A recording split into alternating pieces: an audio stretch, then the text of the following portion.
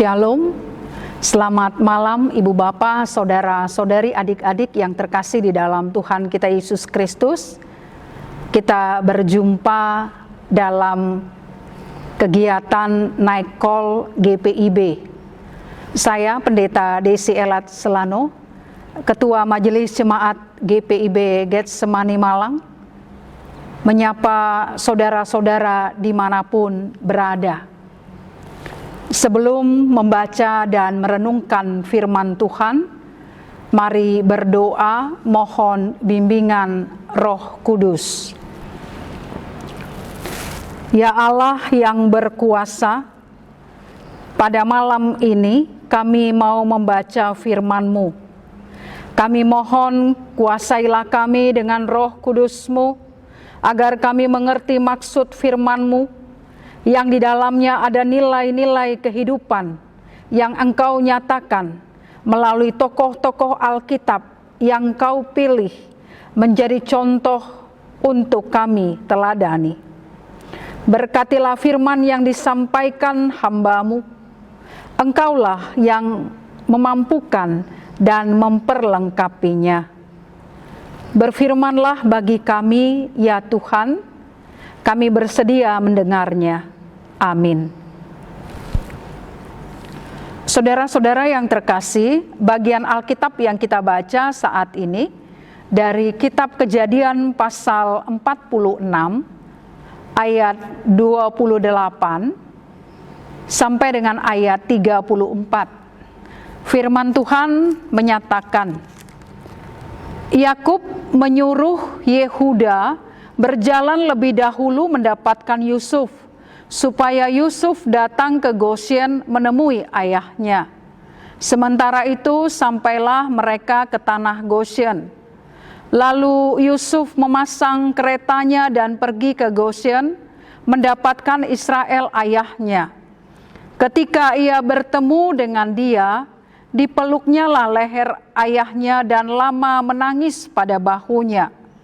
Berkatalah Israel kepada Yusuf, sekarang bolehlah aku mati, setelah aku melihat mukamu dan mengetahui bahwa engkau masih hidup. Kemudian berkatalah Yusuf kepada saudara-saudaranya dan kepada keluarga ayahnya itu, aku mau menghadap Firaun dan memberitahukan kepadanya, saudara-saudaraku dan keluarga ayahku yang tinggal di tanah Kanaan telah datang kepadaku. Orang-orang itu gembala kambing domba, sebab mereka itu pemelihara ternak, dan kambing dombanya, lembu sapinya, dan segala miliknya telah dibawa mereka. Apabila Firaun memanggil kamu dan bertanya, apakah pekerjaanmu? Maka jawablah, hamba-hambamu ini pemelihara ternak sejak dari kecil sampai sekarang, baik kami maupun nenek moyang kami, dengan maksud supaya kamu boleh diam di tanah Gosyen.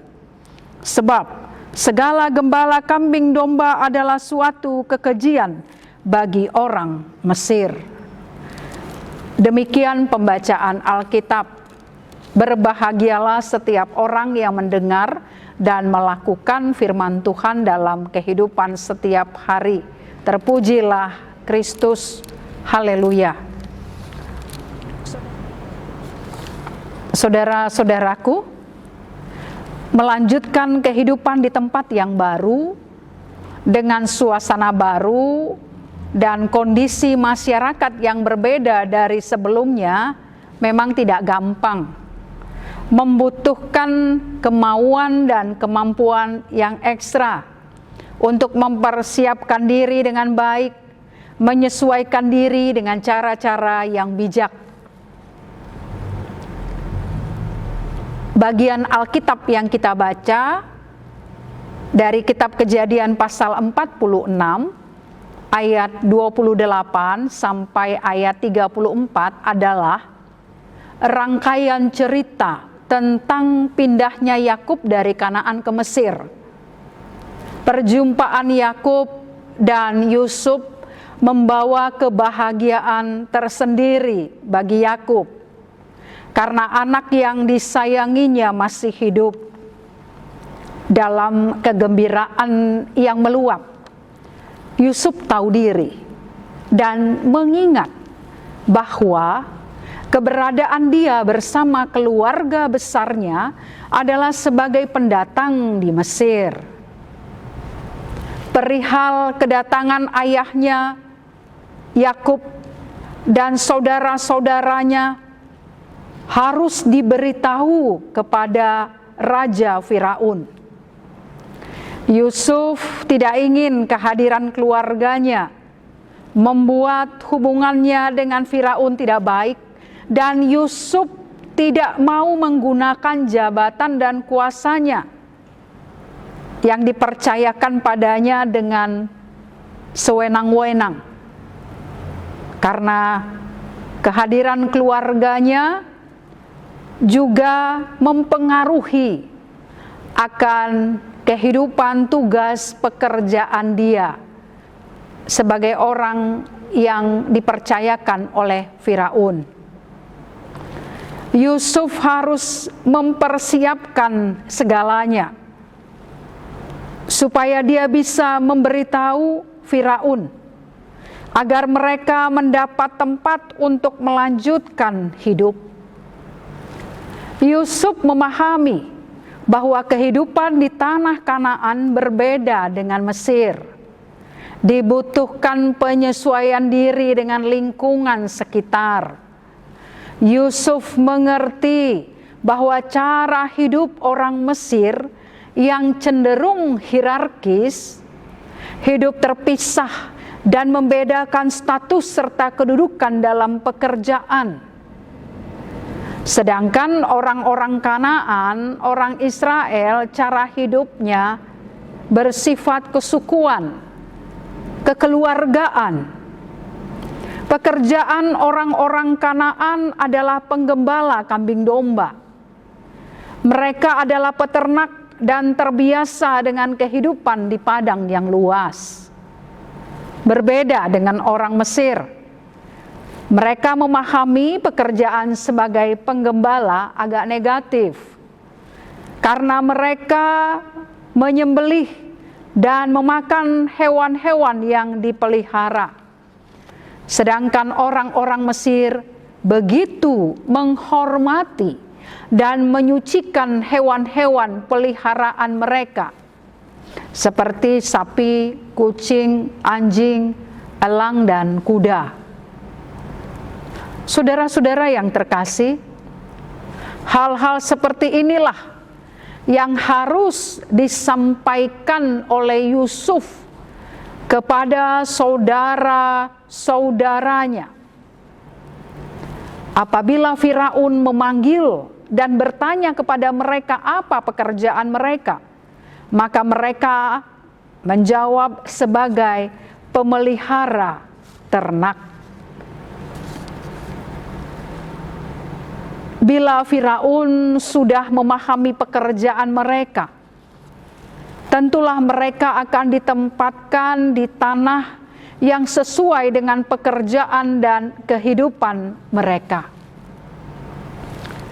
Goshen adalah daerah yang tepat bagi keluarga Yusuf karena tanahnya subur, bagus untuk bercocok tanam dan menggembalakan ternak mereka.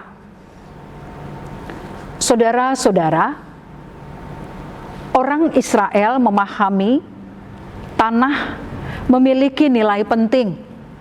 Ada nilai teologis, sosial, dan ekonomis.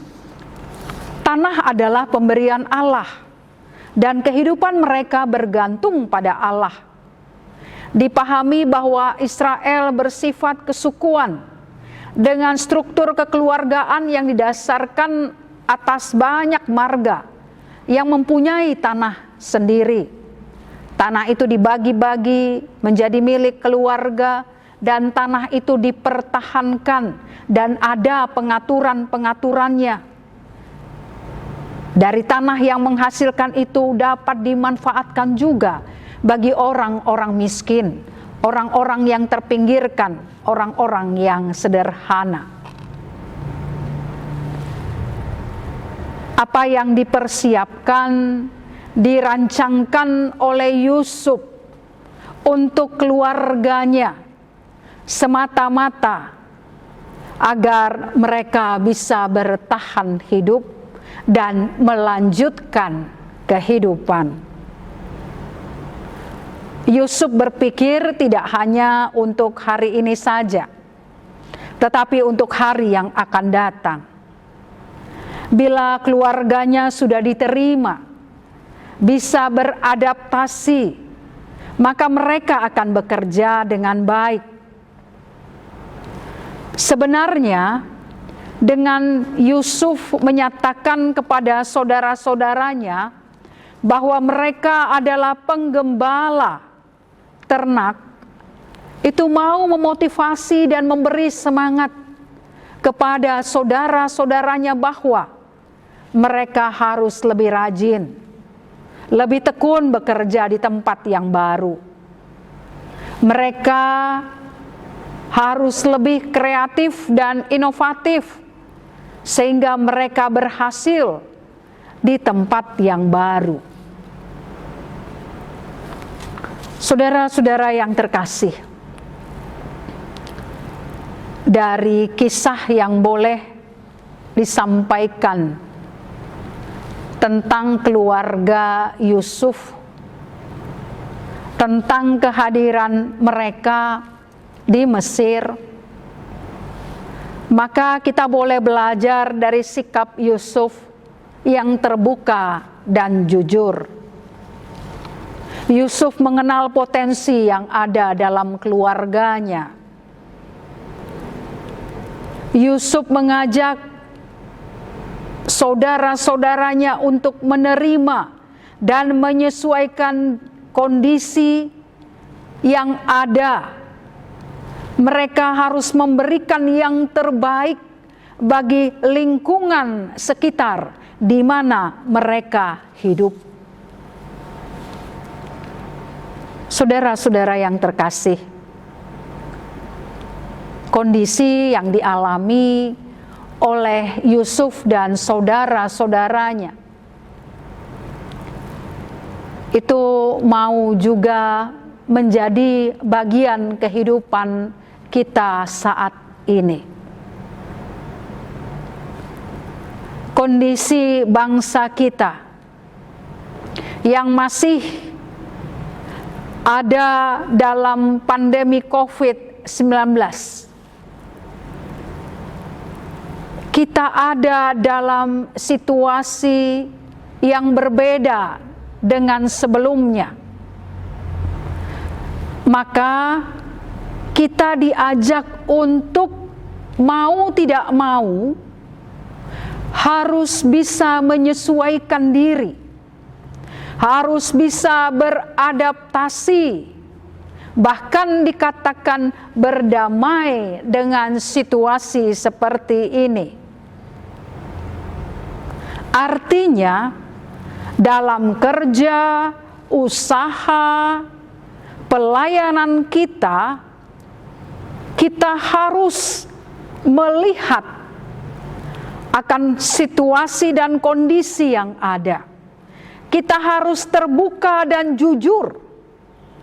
Kita harus lebih mengenal potensi dan kemampuan yang ada pada kita, sehingga kita dapat bertahan dan melanjutkan kehidupan yang masih Tuhan anugerahkan bagi kita. Kita bekerja dari rumah, kita belajar dari rumah. Itu membutuhkan keterampilan dan membutuhkan inovasi-inovasi, membutuhkan kreativitas yang dibangun dalam kehidupan kita, dalam kehidupan pelayanan gereja, maupun di tengah kehidupan masyarakat. Kondisi seperti ini tidak gampang, Tapi ketika kita memiliki semangat, kita memiliki tujuan kehidupan yang lebih baik lagi, dan di atas semuanya itu kita mengandalkan Tuhan, maka pasti kita akan melakukan yang terbaik dalam seluruh tugas kerja tanggung jawab kita. Mari kita lakukan yang terbaik dalam hidup kita dalam kondisi pandemi COVID-19 ini. Firman Tuhan menyatakan, apapun juga yang kamu perbuat, perbuatlah dengan segenap hatimu, seperti untuk Tuhan dan bukan untuk manusia. Surat Kolose pasal 3 ayat 23. Demikian firman Tuhan. Amin. Saudara-saudara terkasih, mari kita berdoa. Ya Yesus, Tuhan dan Juru Selamat kami menyampaikan pujian syukur kepadamu atas penyertaan-Mu bagi kami, karena sepanjang hari ini dapat beraktivitas dalam tugas kerja layan kami di tengah keluarga, gereja, dan masyarakat. Tiba saatnya kami akan beristirahat. Jaga dan lindungilah tidur malam kami, dan perkenankanlah kami untuk bangun esok hari, melanjutkan tanggung jawab yang masih Tuhan anugerahkan pada kami dalam kasih dan pemeliharaanmu. Dalam nama Tuhan Yesus kami berdoa. Amin. Selamat malam saudara-saudaraku. Tuhan Yesus memberkati.